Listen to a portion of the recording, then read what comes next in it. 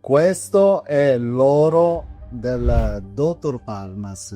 Gemme, diamanti, zirconi, oro. Quello che trovi in questa valigetta sono dei lavori piccoli, preziosi, costosi e molto desiderati da molti pazienti che hanno perduto completamente i denti e devono ricostruire l'intera arcata e sono anni che non possono mangiare.